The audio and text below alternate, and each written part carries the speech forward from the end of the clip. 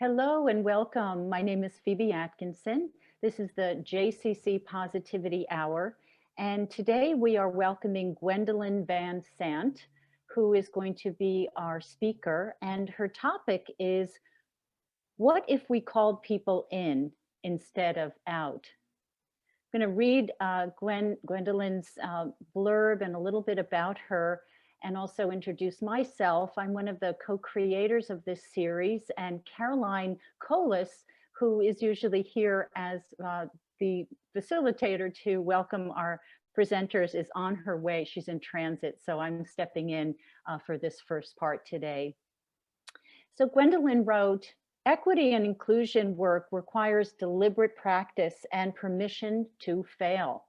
This is especially important in this time of emergence and change.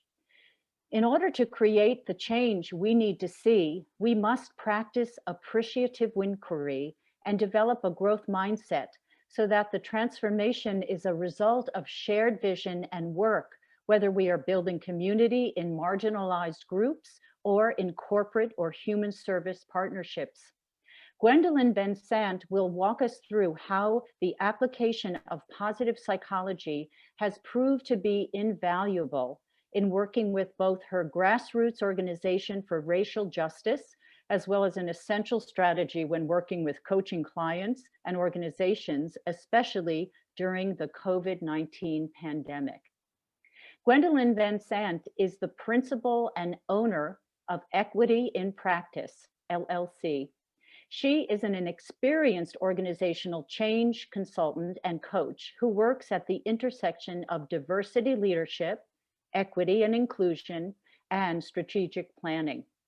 She is CEO and founder director of Bridge, a minority and women-run organization dedicated to cultural competence and social justice through a race, gender, and poverty lens.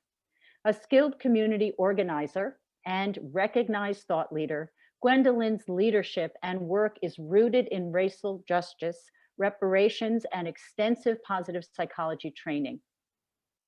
In 2002, Gwendolyn received the President's Medallion from Massachusetts College of Liberal Arts in honor of their 125th anniversary for her work at Bridge. In 2016, she served as the founding director of equity and inclusion at Bard College at Simon's Rock. She is a graduate of the Certificate in Positive Psychology from the Whole Being Institute. And I couldn't be more pleased to welcome you, Gwendolyn, and I'm going to ask you to unmute yourself. Hi. Thank you for having me. There. It is thrilling for me to welcome you on behalf of Whole Being Institute and also the JCC Manhattan in our series. When you were with the Certificate in Positive Psychology, I was there as well, and it's just been thrilling to see the expansion of your work and how you've been incorporating the science and application of positive psychology to your work in the world, which you will talk about today. So welcome. Thank you. I also was very curious about your background. Can you say something about that and maybe just like let us see the... Yeah, I think I have to stand up for 1 second. Okay. So here it is. This is the W.B. Du Bois Regional Middle School. And it's a bit of a longer story, but I came up to the Berkshires from Virginia, where my family had settled because my father had been in the military. And I came to Bard College at Simon's Rock on a W.B. Du Bois scholarship. And so W.B. Du Bois was born in Great Barrington, Massachusetts, where I live and where Simon's Rock is. And he hadn't been really held by this community. People had deemed him a communist, and they didn't really embrace his legacy as the first Black Harvard student, as the founder of the NAACP, the founder of Crisis Magazine. I mean, really a civil rights leader. He's also seen as a founder of sociology. So it's just a real honor to flash forward till now. You know, it's like that was 1987 when I came to the Berkshires on that scholarship. And for the last 3 years, I've served on the town's Du Bois Legacy Committee. I was the founding member of that. And we celebrated his 150th anniversary. And committed to reversing the perception around Du Bois and appreciating his work. So we celebrate his 150th, and we just in the last month, we've created a Du Bois Day, which is the first one in the United States. And then over 2 years, we went to all of our small towns and had votes if we could rename a school after him. And we had all of our 3 small towns for the regional school vote yes. And so the sign just went up also in the last month. So that's what's behind me. And I'm just celebrating all of that and everything else in between. But it's really, it's a story about reparations and restorative justice, as well as just heralding a civil rights leader. So thanks for asking. Well, I know that is central to everything that motivates you and drives you. So as you said earlier, and it is also connected in positive psychology, we talk about priming, right? Priming our environment and reminding us to help us be at our best, that these values that are expressed, we can really activate that. I know you said one of your top strengths is creativity, and we've talked a lot about signature strengths and the innovation that comes certainly with that that strength. And you're going to talk more, I'm sure, about that. But to connect it to the Whole Being Institute, I know you were in the 3rd year of this certificate in positive psychology a few years ago. How did you find your way to that organization and that work? Yeah, so you know that Kripalu, where it was housed in the beginning, is in my area. It's 2 towns over in Lenox. And I knew Dr. Maria Sawa, who's a part of the teaching faculty. I had been in her resilience courses a few times. So when it came through my inbox that this course was available, I was very excited because in all of this justice work, it can be exhausting, which I'm going to talk about today. And I was at a stage where I needed to have some kind of an infusion. So I applied for the course, and it was really wonderful. I spent the year. I still am in touch with my little pod of 6 women. We support each other in our growth and expansion. And the thing that resonates the most with me always is that I know that positive psych is rooted in global study, and it really spoke to me of the resilience of my people and other underrepresented populations. And I'm grateful to Harvard and Dr. Seligman and everyone for doing the studies and bringing that work to everyone. And it also just resonated on a really deep level. So, oh, wonderful. Well, Gwendolyn, I know we have a lot to cover today. I just want to note in the chat that Unita Brewer, who spoke for us last Thursday and the Thursday before, she is on the call, and she just wrote in the chat, she graduated from Atlanta University, where Dr. Dubois taught and did his early sociological research. I also attended a workshop in Great Barrington at the Red Lion Inn. Beautiful. Congratulations for all you do. So lots of people are going to be loving on you throughout this time. And also Donna says the Dubois home is 20 minutes from where she lives in Columbia County. So already people just want to engage on this very topic. connected. Yeah. So I'm going to turn it over to you. I know you have slides to share, and we just are here to, we have your back. So whatever you need. All right. So thank you. And thank you, Anita. I enjoyed your MLK presentation. I didn't get to see the second part yet, but I really appreciated that. And thank you everyone for showing up. And I'm going to be sharing my slides. And so that means I won't be able to see all of you, but I want to say that Bridget Williams, who's on our equity and practice team, is here. And also Phoebe offered to be chat monitors for me if anyone has questions or needs me to slow down or repeat something. So I really would love and welcome that interaction. I ask people this one thing about the chat, that we keep the conversation to amplifying the topics or asking questions about the topics I'm speaking about. And it's actually a good practice wherever you go, because the side conversations are often hard for speakers to stay focused, and also it sometimes distracts from what's being shared in the workshop. So I just ask for that cooperation. That's just one of the ground rules. And when we're speaking, I want to just ask you all to make sure that this is a safe space and a brave space, because I always ask for interaction on these topics of racial justice.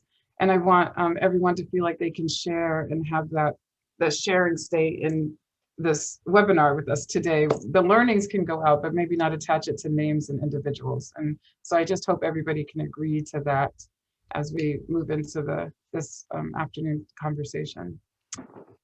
So is that good? I'm going to assume if you have a problem with that, you'll chat to me or Bridget or Phoebe, but otherwise I'm going to assume that we can all honor that. And I see a thumbs up from Deborah. Anyone else wants to share one, but thank you. So I'm going to share my screen. Let's see. Make sure that you all can see this. Can you all see this?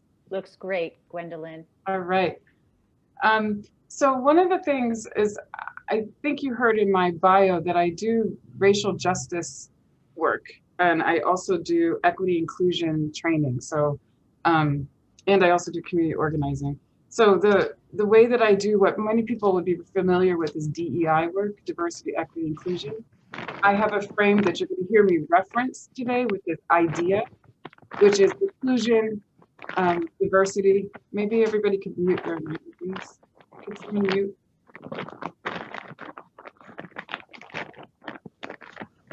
Somebody needs to mute, I think, if you could. Thank you. So idea is inclusion, diversity, equity, and accessibility. And it's because of our race and poverty analysis that we have in our work that the A became really important to me. Because really the definition we use for poverty is the lack of access to resources, and that could be financial, it could be emotional, it could be so many different things, physical. So when I say idea today, I'm talking about DEI, which it might be more familiar to you all, but we have this idea framework that we use. And what's been really helpful when I've been coaching teams from cultural competence through idea, and then if they stay with me, they get deeper into racial justice and advocacy work. Positive psychology has been instrumental and crucial, because to do any change work it's really difficult, and people really have to be able to keep their center when everything goes topsy-turvy. And positive psychology has been an immeasurable tool for me to use in helping people move through that. One of the most important frameworks I use alongside positive psych is this idea of cultural humility. And I want us to bring that into the room today. And what I mean by that is that we become aware more about who we are than who we're trying to reach out to in cross-cultural interactions. So we become aware of our identities, and almost more importantly, our relationship to those identities, and then how other people relate to the identities that they perceive we represent. And so that's multifaceted as it is, right? To begin to really develop a cultural humility framework that you may see me as, I've introduced myself many ways today already, but you may see me as a Black woman first, but that may not be what I'm relating to first in this moment, right? Or it might be. So being able to know that people are relating to ideas and perceptions of who you are, as well as who you relate to be, is really, really important. And another way that cultural humility works outside of personal and social identity is in understanding who came before us. And in all of our justice work, developing a cultural and historical framework is really, really important. If I want to ask you for a moment to just reflect, if you know the native peoples that occupy the land that you live on, I ask people to just think about them for a second, or to put it in the chat. But that's another way to become culturally humble, is to really begin to honor who came before you. So I'm inviting that. And then this other piece, I love that Phoebe said to me first thing, what are your strengths? and every time I take the VIA character strengths, the top three are always creativity, judgment, and perspective. And I think that they've really served me well in being able to help people move through change work and justice work. But one thing I also want to talk about that's as important to me as character strengths is our values. And oftentimes we make assumptions about what our values are, but we're not necessarily in tune with what's most important to us. And so again, a lot of today I'm going to offer sort of food for thought and things to kind of go back and do more homework on. So this one question, this one self-reflection here is, are you a realization of your values and your beliefs? And that's really important, because it's hard to do justice work if it doesn't align with your values. So you really have to do a deep dive into what your value system is and what your belief system is to be able to move forward in justice work. And then the next question on top of that is then how are you embodying that in your daily life and work? So when you really become in touch with what your value system is, how does that get embodied? What do you do on a day-to-day basis to reinforce that? A lot of our justice work, and I heard that in, I want to make sure I pronounce it right, but Anita's presentation is the action piece, right? So it's, you have to embody the work that you care about. And a lot of time I'm just doing a lot of training around how to be a positive bystander, how to activate on your values, and how to align with groups that share values with you.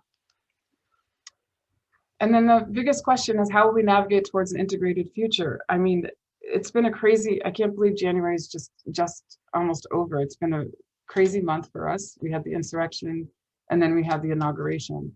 So I feel like we're in a place of hope right now. But I really want to stress to every group I speak to that we have a lot of work ahead of us. And we learned that during the Obama presidency. And I often ask people to frame this last presidency in just a mirror. It was a mirror that was held up to reflect the parts of our country that are broken, the people that are undereducated or miseducated. And we need to embrace the last 4 years as information and knowledge, and somehow create gratitude around it so that we can do the work that we need to do. So you know, there are lots of hard things that have happened to us all in the last 4 years, and many people that have been harmed, but all of these issues were here 4 years prior, right? They were here prior to 2016, and they will persist until we actually activate and do something about them. So we have a lot of hope with our new federal leadership that we can move forward, but we also have a lot of work that we have to dig into. So that's what I wanted you to think about. And when I'm doing change work, I was surprised when I found out that corporate leaders are trained to respond to change as volatile, uncertain, complex, and ambiguous. So when you're doing justice work, cultural competence work, DEI or IDEA work, it all involves change. So it was really illuminating for me to see that people get trained to anticipate all change as volatile, uncertain, complex, and ambiguous. No wonder, I'm like, no wonder they look at me and go, oh no, and they're holding their breath, you know, because that's an intense way to look at change. I tend to be a person that leans into change. So I found with a person that is trained in positive psychology, this VUCA 2.0. And I want you to take this into account, that change can be vision, it can be understanding, it can be clarity, and it can be adaptability. And I really want to overlay those so that we can begin to have a positive mindset about change. The change brings opportunity. Even conflict brings opportunity, right? Failure brings innovation. So I think it's just being able to shift a positive mindset around all of these different aspects of change. And then again, I wanted to talk a little bit about this. This is all priming us for what it means to call people into work, right? But we're looking at resilience in justice work and resilience in idea work. And again, starting with your why.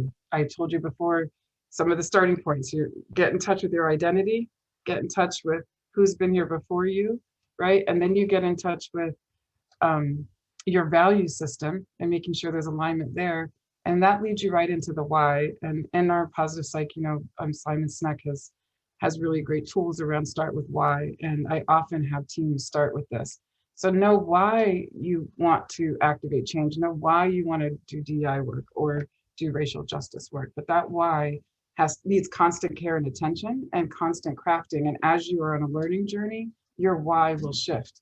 But you have to start with having one. And again, I know I'm kind of preaching to the choir here, but resilience is so important in this work. And I have here that it's the ability to move beyond adversity, making necessary changes as you move forward. It's, you know, actually failing. We were trained in SIP, you know, by Tal Ben-Shahar, that give ourselves permission to fail. So we have to learn from our failures, right? It's what we do with our failures that makes the difference. So having resilience in justice and change work is really important. And then grit, like Duckworth's grit, deliberate practice, because it's hard work. And even in one of the one of these sessions that I was listening to, someone responded and said they were exhausted already. It might be someone that's with us today, I think. But you have to be able to really develop grit, which is deliberate practice, right? It's a commitment after failures. It's a commitment when you think you've just gotten somewhere and then another door opens or another layer of challenges arise. Grit is really a crucial tool, right? And it's something that you can develop, but that deliberate practice is really important. And then the pause, which we talked about so many times and in so many different modalities, but this opportunity to reflect and identify progress and to provide space to breathe and grow. So as we're on a journey of change work, pausing is really crucial. Reflecting on the growth, reflecting on changes, reflecting on interactions, being okay with silence is super important. So I'm always asking people to remember to pause in the work. And I'm giving you all these skills because we're going to dig into some work later, and I want you to be able to reference these. And I know in positive psych, many of you have talked about the and, being able to find the and, almost replacing every but in your language with and I'm still in a practice of doing that. But being able to find the and, right? Finding the tension in the work. Most of this work is difficult and it can be so rewarding. It can be so liberating. I think people can't imagine the liberation of being able to name sexism or name racism or name white supremacy. And once you get over that hurdle and that fear, there is such liberation and there are many more opportunities. So being able to find the and the tension in the work. And then again, I'm going to mention again this grace to grow, the grace and space to grow, right? I'm going to walk us through a reflection in a little while. And that self-awareness is really crucial. It's another way that we develop cultural humility. And then the self-care is really crucial. There's some justice organizers that say no breaks, you can't take breaks, but we have to have a pause and we have to take breaks and we have to practice self-care in the work. We have been socialized to see the world one way. We have, I always say that I had a pretty good education and I was in my 30s before I understood the impact of redlining. I knew a little bit about it, but I didn't really understand it. I didn't understand how that impacted my family's development. You have to actively pursue re-educating yourself and re-socializing yourself with lenses that see the world and the politics as they are. And in that, you need to give yourself a break because that's extreme change work that you're doing on the cellular level as a human being, as well as work that you can inspire and activate.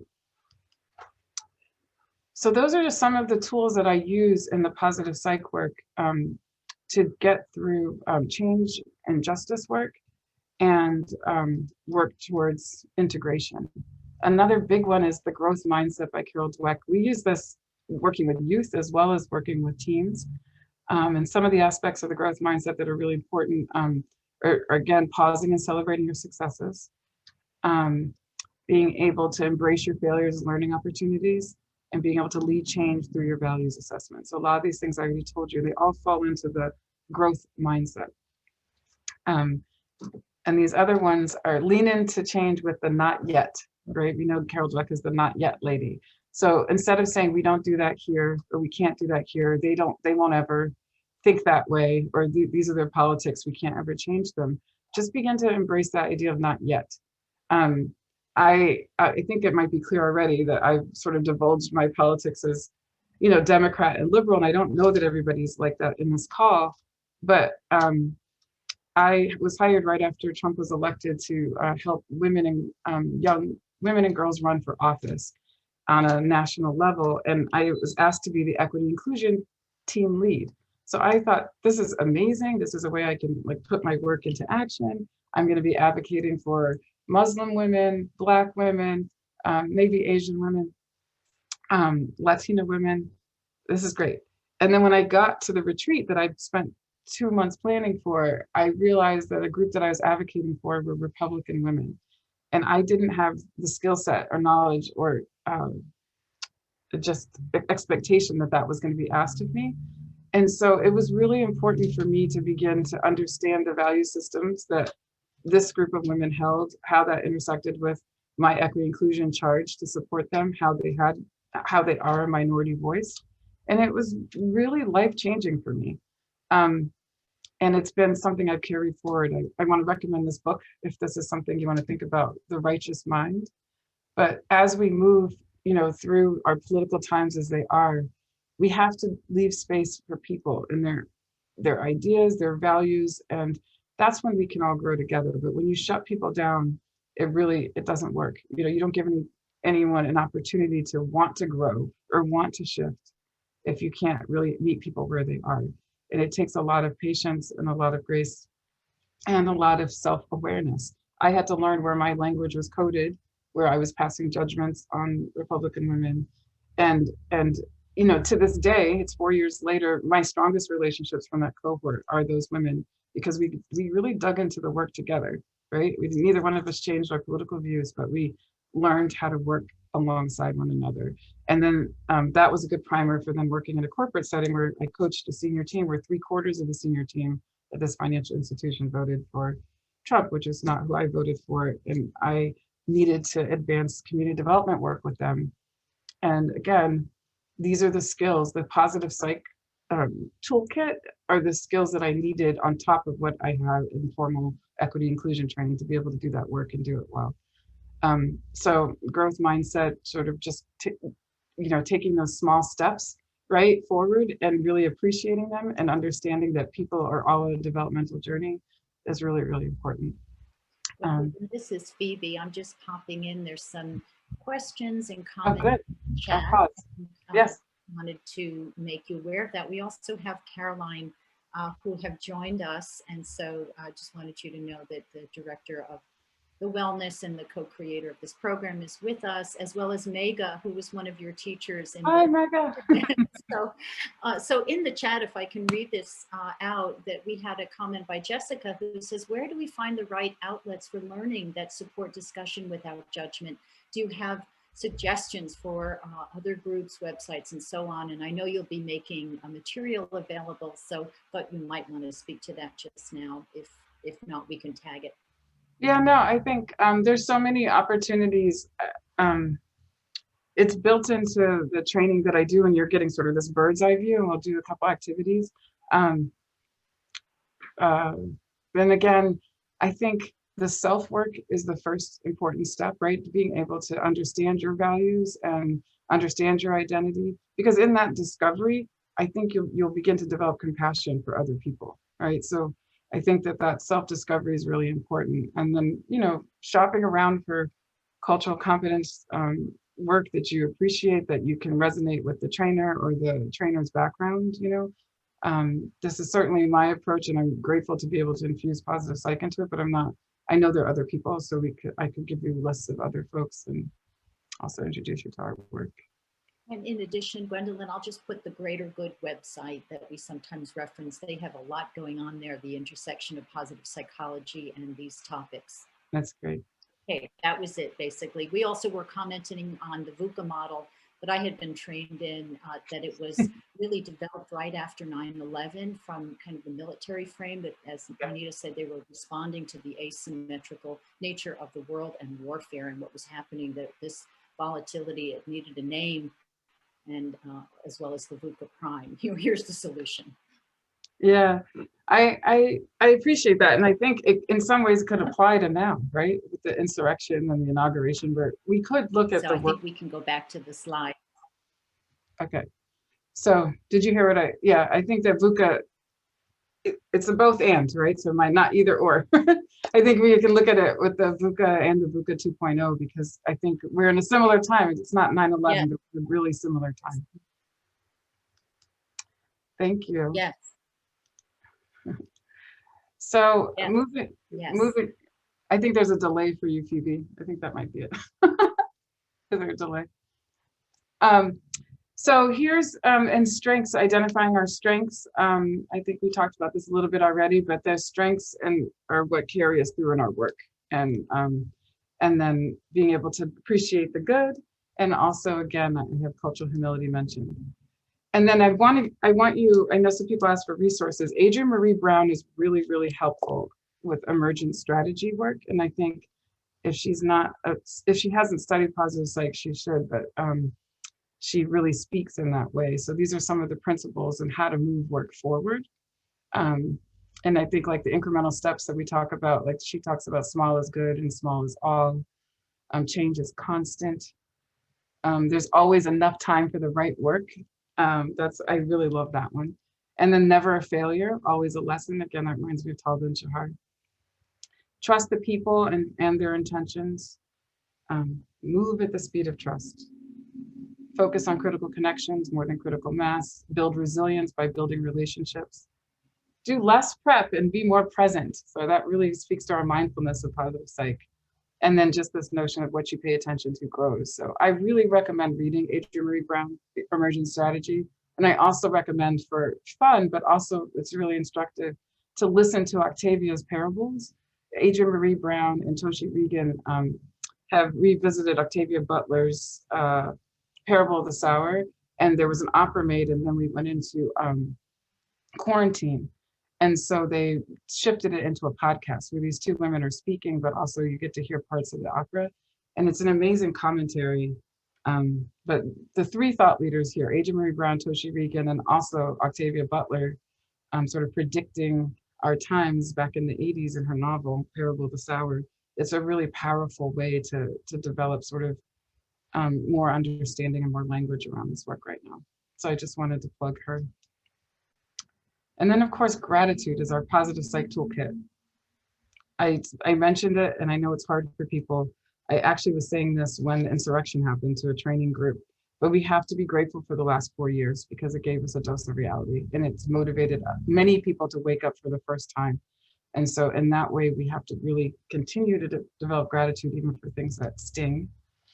And we know the science of gratitude, that it increases focus, it helps health benefits, it improves psychological health and reduces materialism. So I think these are all sort of the foundations of positive psych that I use when we dig deep into racial justice work. So with that, I want to move into this piece of it. Being mindful in racial justice work, I love this quote by Rhonda McGee, stand in the fire of conflict and ambiguity. So that's the invitation for racial justice work, right? Is that nothing's going to be certain. All of us have to unpack how we've been socialized, how we've internalized language I'm going to use today of white supremacy or white dominance. We've all socialized this work. And so we have to be able to embrace it, stand in the middle of it and embrace it. And she references this model, recognize, accept, investigate, and non-identify as a tool to be able to do that. So as we're moving in, color blindness is something that if you haven't already, we need you to abandon, right? I often say there are not many right or wrongs, but color blindness is seen as a microaggression, mainly because you just can't treat everyone the same. People have been socialized differently. People have different access and avenues to wealth and prosperity. So even though many of us were raised to not judge people by the color of their skin, that should not have translated into being blind. If there's never really a time where you would want to be blind to something, and especially somebody's racialized experience. So in McGee's book, she talks about color insight, and then I really love Melody Hobson's model, Color Brave. So if you haven't seen her TED Talk, Melody Hobson's TED Talk, Color Brave, that's really important because she's just asking us to lean into understanding the path of racialized identity. So I wanted to say that up front. And then I wanted to give you this definition that I use of race. Race is a social, political, and historical construct. This construct is man-made. What I want you to know is it's not about biology. And it also was created to afford access, right? Remember that idea framework I talked to you about, the A and access? It was access to wealth, access to stability, access to safety for those that could identify as white. And white has changed over time, but this notion and this construct of race has not. And I know that you had a really great session walking you through some of the timeline of our racialized history. So this is the first time I've been talking a lot just about positive psych, but before I dig a little deeper into the racial justice work, I wanted you to be able to take a couple minutes to reflect on this, your racial identity and your bias. I wanted you to be in small groups and share just for a few minutes, when is the first time you realized you were of your race? And what was the emotion attached to that experience? So just take a couple seconds and reflect on that. If you have a notepad in front of you, write it down, and we're going to put you into small groups so you can have a discussion just for about 4 minutes. So take a couple seconds right now to jot down, think back to the first time you realized you were of your race, not somebody who was of a different race, but you. And then what emotions come up for you when you think about that?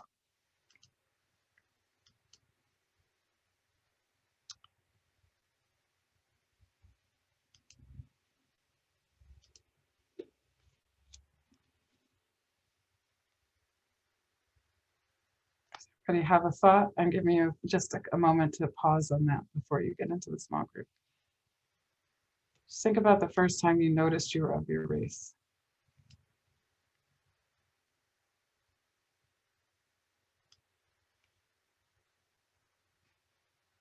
And what emotion was attached to that?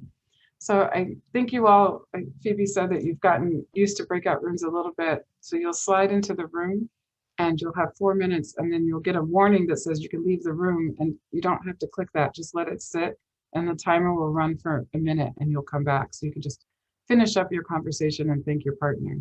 This is a time where I hope you can be safe and brave and really think about your racial identity and what this experience was like. And I'll see you in a couple minutes.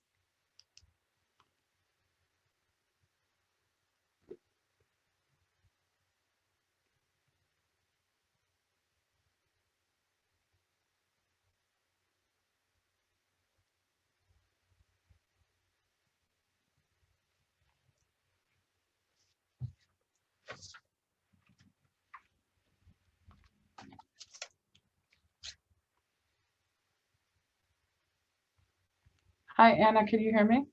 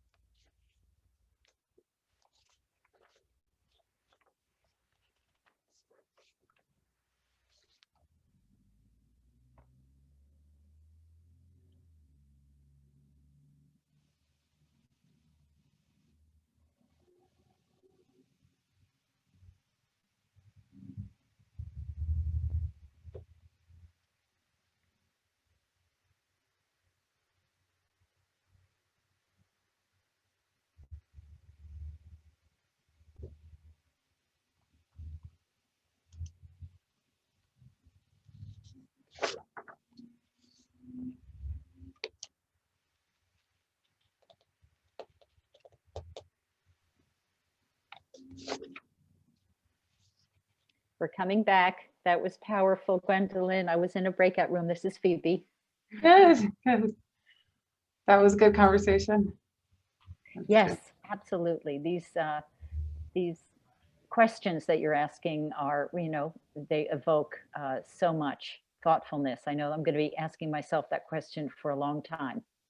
Yeah. Just good. that one question. Thank you. Yeah. I did over prepare. I was just like, oh no, what am I going to do? I'm trying to figure out. There's always more to come back and come back for a part 2 if you want. Yeah, thank you. I'd love to.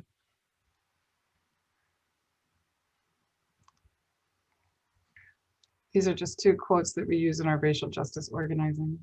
Folks can take in.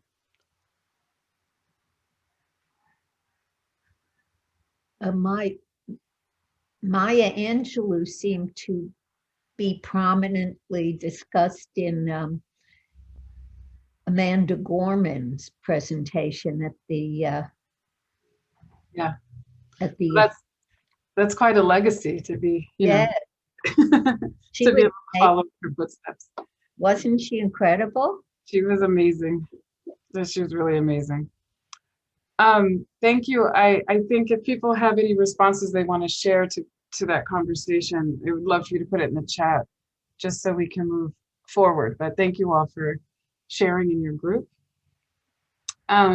That's an important question to visit and to continually revisit because your relationship to the answer might shift. It's really, again, this cultural humility work is at the core of any justice work. You are really bringing yourself and your body and your values to the work. So that's where the bulk of your work happens. And when you have that self-awareness, it really lends itself to improved cross-cultural collaboration and work and relationships. I want you to direct you to a thought leader that I love, Kimberly Crenshaw. She's been doing a lot of important work since the pandemic through the African American Policy Forum, but she's also coined this term, intersectional feminism. And so this is, again, just about intersectional identity, that we're a sum total of multiple identities. And so when we're talking to people, try not to pigeonhole them into just their racial identity or just their gender, but try to hold them in all of their multiple identities. And I'm just going to skip through to this part. And I wanted to teach this term to you. On top of intersectionality, there's this term kyriarchy, which is understanding the intersection of systems of power, that we're often not subject to just one system of power. We're subject to multiple systems of power. So kyriarchy is the term that you could look up further. But when we're thinking about patriarchy and classism and racism, all of those intersecting oppressive systems impact how people's lives and how we interact with one another. So I wanted you to just hear that term. And then I wanted to make sure you're clear that when we talk about racism and we say somebody's racist, we might be saying somebody is a bigot or somebody is hateful, but when we talk about racism, it's really privilege, prejudice, and power. And I'm going to get a little bit more specific. It's white privilege, economic and social power and access, and racial prejudice. So still the 3 Ps, privilege, power, and prejudice.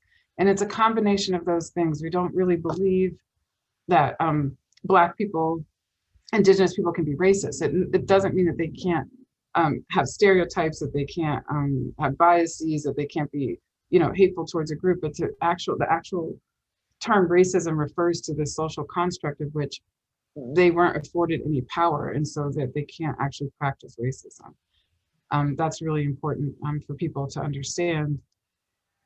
And then alongside that, we have this analysis that I want you to carry forward, which is that your work is to start to stay woke, right? I assume most of you are if you signed up for this training, but is to look for where you see and encounter racism and other isms, and think about what it is that you can do to dismantle it, and what do you do to dismantle it.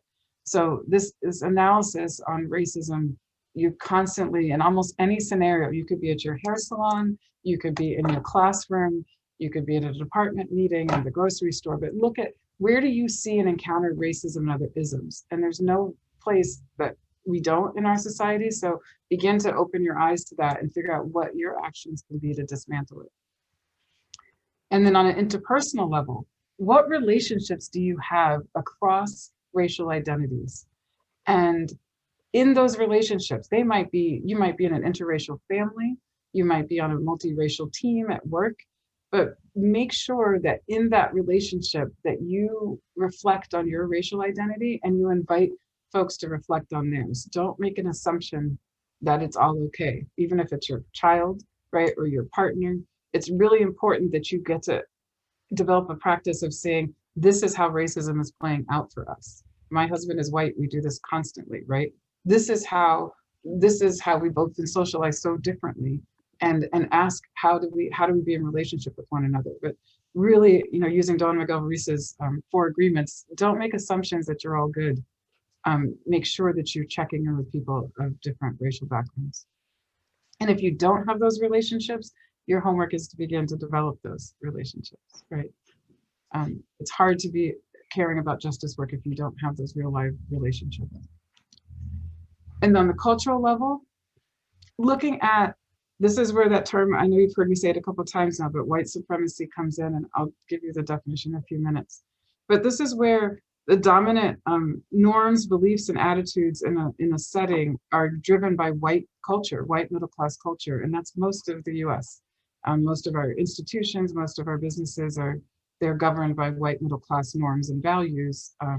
You see it in colleges when first-generation students from poverty or immigrant or Black families have this training and this extra support to assimilate into college culture. It often causes a divide when they need to go back home to the cultures they came from. So being able to identify these dominant social norms and attitudes and beliefs so that you can name them. So if they don't fit for a person you've invited in that previously wasn't there, there's an ability to recognize those norms and to shift them if need be. So you have to begin to unpack these dominant norms and attitudes. And if you happen to live in a predominantly Black or Latino community, it's equally as important to identify those social norms and attitudes, and then what happens when you bring other people in. But this cultural assessment is really important. And then institutional, it's then looking at systemically, governmentally, what are the barriers, what are the policies that keep people oppressed, that keep people on the outside? How has race been sanctioned by law for so many years? There's a book I use in training my clients, and many of you may have heard of it, The Color of Money, by Mersha Baradaran, who's actually been appointed by the Biden-Harris leadership to an economics panel. But she wrote this book, Color of Money, and it's a history of all racialized policies in banking. And I use that book whenever I go into a corporate setting, and especially a financial setting, that everyone has to read that book so we're speaking the same language, so you understand how systematic racism is in our country. There's, racialized policy after racialized policy. And what we've done is we've trained our children in schools to believe Nazi Germany was bad, but we didn't train our children that they came to the US to learn how to create those policies, right? So again, that we have to constantly re-educate ourselves so that we understand the history and the legacy of racism. And using appreciative inquiry to do that is a way that I coach teams at work. It's really looking at how do we identify these norms and how do we shift them, right? And along, whether we're doing gender and gender identity training, or whether we're doing race training, or doing a power and poverty analysis, it's really crucial to start with what works with the team and the identity and values of a team to be able to tackle these harder things. I've seen it time and time again when I understand the culture of the place I'm going and I highlight those strengths and get the teams to understand that they use those strengths to tackle these hard questions. That's when we can be successful. Otherwise, it's like throwing a bomb at a bridge. So it's super important to use the appreciative inquiry method to get people to develop this analysis. And I use some terms that I know might be charging, and I want to make sure I get to them. I feel like we can't talk about race without talking about whiteness. The default always is talking about the people that are victimized, but what's really most important is to talk about whiteness and how it operates and how people co-sign whiteness on a day-to-day basis. When we have more time together, we often go into what are the privileges attached to whiteness? We could use Peggy McIntosh's article, Unpacking the Knapsack of White Privilege, or we can make our own lists. But then, and who would be willing to give those things up, right? And then you begin to see your attachment to whiteness. Like, would you want to be, worried about every time you go in the store, somebody following you around, or if you wore a hoodie, if your child wore a hoodie, that you'd be worried about their safety at night. But would you want to give up those privileges, right? So it's really important to identify whiteness and how it operates on a personal level, interpersonal, cultural, and systemic. But it's really the most important work to be done. And then I've used this term white supremacy, and I hope that people understood that I wasn't talking about, hate groups or KKK, people that are really organized to preserve the dominance of whiteness in this country. That's capital W, capital S. When I'm talking about white supremacy, I'm talking about what I said a little while ago, which is the dominance of white middle class norms that makes white right, or makes white the culture that you have to negotiate with to be successful, right? It's when you can really begin to identify that is when you can help people be more successful. And this is the metaphor that people use often, is that it's hard to identify white supremacy because it's the water we swim in, right? The idea of success, if you ask most people, it really gets attributed to the success that's, again, attached to middle class white values. It's not necessarily success that other cultures and other races would hold. So it's really important that we begin to identify the water we're swimming in, no matter what race we are. And so these are hard conversations to have. I know this particular term can be triggering. It took me about 5 years into doing justice organizing work before I used it, because I thought it would just shut everyone down. But we're in a different era right now, and we had our president use this term in his inauguration speech. So it's a real different time in the US. But to begin to really unpack white supremacy and all the ways it operates in our country, there's a lot of work to be done there. And yeah, I think that I would love it if somebody would read these quotes, if you can see them. These are 2 quotes that I think are really helpful by bell hooks. Would anyone choose to read the first one? Gwendolyn, we have Caroline has joined us. Hi, Caroline. Hey, Gwendolyn. I'm happy to read the first one. Thank you. Thank you. When liberal whites fail to understand how they can and or do embody white supremacist values and beliefs, even though they may not embrace racism as prejudice or domination, especially domination that involves coercive control, they cannot recognize the way their actions support and affirm the very structure of racist domination and oppression that they wish to see eradicated. It's by bell hooks, Talking Back, Thinking Feminist, Thinking Black Right Terrorist Hate Groups. Thank you. Thank you. And would somebody else like to unmute and read the next one? I'll read it. Hi, Gwendolyn, my darling. White supremacy is a much more useful term for understanding the complicity of people of color in upholding and maintaining racial hierarchies that do not involve force, i.e. slavery, apartheid, than the term internalized racism, a term most often used to suggest that Black people have absorbed negative feelings and attitudes about Blackness. The term white supremacy enables us to recognize not only that Black people are socialized to embody the values and attitudes of white supremacy, but we can exercise white supremacist control over all Black people. And I can't read who wrote that. It's bell hooks again. Thank you. Thank you. Thank you. So this is a really great book. Bell Hooks writes about love often, and then this book is really helpful when she's unpacking white supremacy. These are just 2 quotes that I thought sort of showed both sides, right? The white side of dealing with internalized whiteness and internalized white supremacy, and the Black side of dealing with internalized racism, right? Because we all are in this water, as I mentioned. And so our work is different work, whether we're socialized as white or socialized as person of color, but we all have work to do to see how we're upholding white supremacy values. And when we're thinking, moving into the question of the day was, how do we call people in? What I'm hoping that everyone's learned and heard today is that we're all in this work. None of us escape needing to unpack race and how it shows up in our lives. None of us escape needing to really dig into our values and dig into our strengths and dig into our why of the importance of justice and liberation work right now. And so we have to know that it's hard and know that we have to keep pushing forward, right? So finding the and to eliminate suffering and to create liberation for all. I'm a firm believer that white folks suffer from racism. I don't want to say as much as, but I guess I'll leave it at that. White folks suffer from racism in the way that they raise their families, in the way that they aren't honest with themselves and their community, the way that there's just so many ways that white folks are also imprisoned in this construct of race. And so all of us have work to do.